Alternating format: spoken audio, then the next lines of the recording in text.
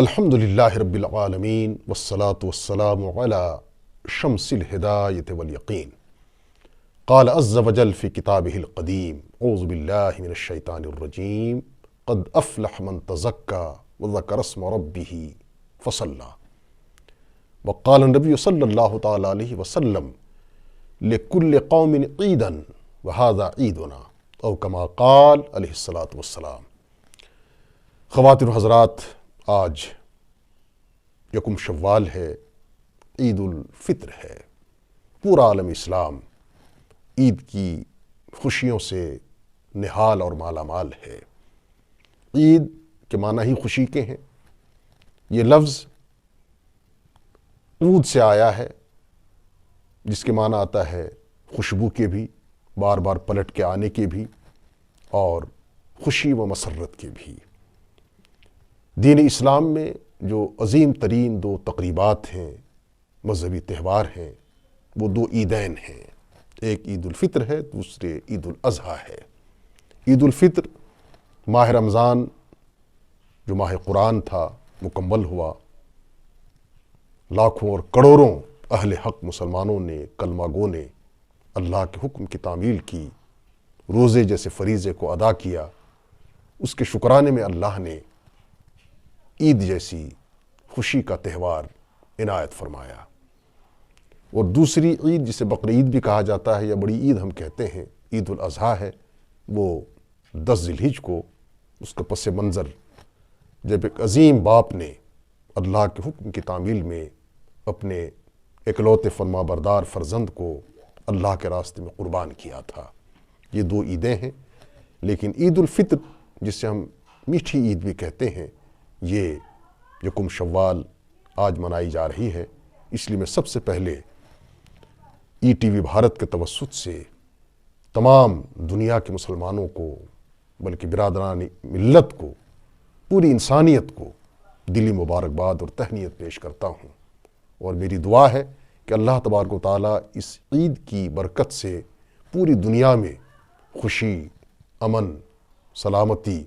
اور انسانیت کے فروغ کے حوالے سے ایسی ہوا چلا دے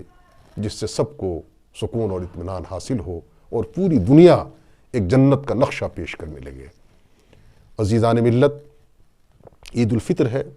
جیسا کہ میں نے قرآن حکیم کی آیت تلاوت کی، قد افلح من تزکا،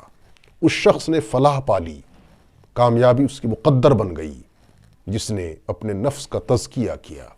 ظاہر ہے نفس کا تزکیہ کس نے کیا؟ جس نے پورے ماہ رمضان اللہ کے حکم کی تعمیل میں روزے رکھے، دن کو روزہ رکھا، رات کو قیام کیا، اس نے تزکیہ نفس حاصل کر لیا۔ اسے اللہ کا قرب حاصل ہو چکا ہے، اسے اللہ کی محبت کی وہ کیفیات حاصل ہو گئی ہیں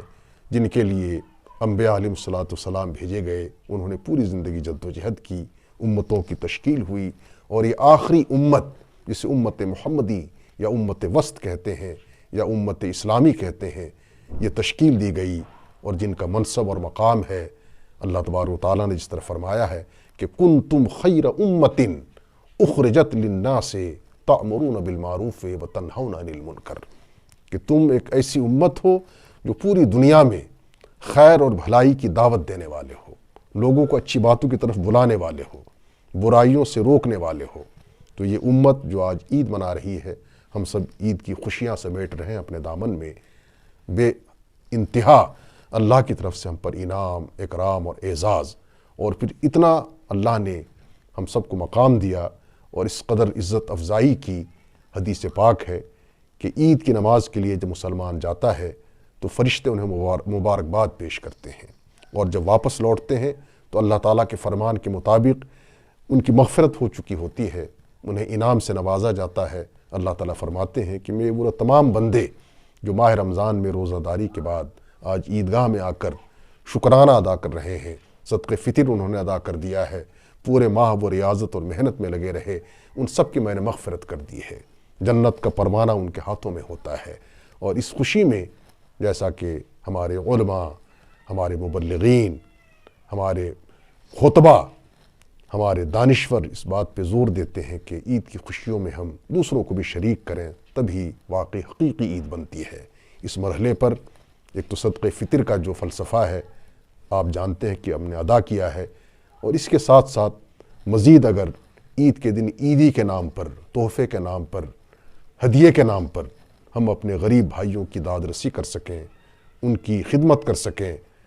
ان کو خوشیوں میں شامل کر سکیں، تو اس سے بڑھ کر اور کوئی سعادت نہیں ہے، چونکہ اسلام یہ ایک انسانیت کا مذہب ہے، ہمدردی کا مذہب ہے، اور ماہ سیام گزرا، اس مہینے کا نام ہی ایک ہے شہر المواسات، ہمدردی، خیر خواہی، ایثار اور قربانی کا مہینہ۔ بہرکیف عید کا یہ مطلب نہیں ہے کہ انسان صرف نئے لباس پہن لے، اچھے اچھے کھانے کا اہتمام کرے، بلکہ عید کا فلسفہ یہ ہے کہ وہ اس خوشی میں دوسروں کو بھی شریک کرنے کی کوشش کرے۔ آج یقیناً مجموعی طور پر ہماری حالت کچھ زیادہ بہتر نہیں ہے، اور علامہ اقبال نے ہماری حالت پر اظہار افسوس کرتے ہوئے جو مرثیہ پڑھا تھا وہ بھی اپنی جگہ صحیح ہے کہ مسلمانوں میں خون باقی نہیں ہے، مسلمانوں میں خون باقی نہیں ہے، وہ دل، وہ آرزو باقی نہیں ہے، نماز و روزہ و حج، نماز و روزہ و قربانی و حج، یہ سب باقی ہیں، تو باقی نہیں ہے۔ تو کہنے کا منشا یہ ہے کہ بظاہر اعمال رہ گئے ہیں، روح سے خالی ہیں، کیفیات سے خالی ہیں، ان اثرات اور ثمرات سے خالی ہیں جو اس کا نتیجہ ہونا چاہیے تھا۔ تاہم عید کے اس اہم مرحلے پر ہم کوشش کریں گے کہ حقیقی عید کی خوشیاں ہمیں حاصل ہوں، اور ہم اپنے کردار سے، گفتار سے، رفتار سے ایک ایسا پیغام دے سکیں جس سے دوسروں کے دامن میں بھی خوشیاں آ جائیں۔ ورنہ حضرت پیران پیر شیخ عبد القادر جیلانی فرماتے ہیں کہ اصل عید تو اس کی ہے جس کے اعمال اللہ نے قبول کیے ہیں، جس کے روزے قبول کیے ہیں، جس کی عبادت کو قبول کیا ہے، جس کی تلاوت کو قبول کیا ہے۔ ورنہ بہت سے لوگوں کے لیے یہ عید وعید بن جاتی ہے، پھر یعنی ایک زوال کا سبب بن جاتی ہے۔ تو کوشش ہم کریں گے، خلوص ہمارے اندر ہو، اخلاص ہو، ہمدردی ہو، بہی خواہی ہو، ایک دوسرے کے ساتھ ہمارا رویہ انسانیت کے اعلیٰ اصولوں پر مبنی ہو، اسی سے ہم واقعی حقیقی عید کی خوشیوں سے سرشار ہو سکتے ہیں۔ میں ایک بار پھر تمام برادران ملت کو، اہل اسلام کو، بلکہ پوری انسانی برادری کو عید کی مبارکباد پیش کرتے ہوئے توقع کرتا ہوں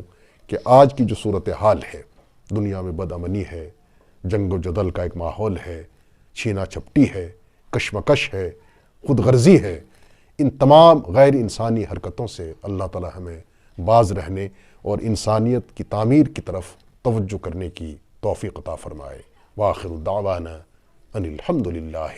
رب العالمین۔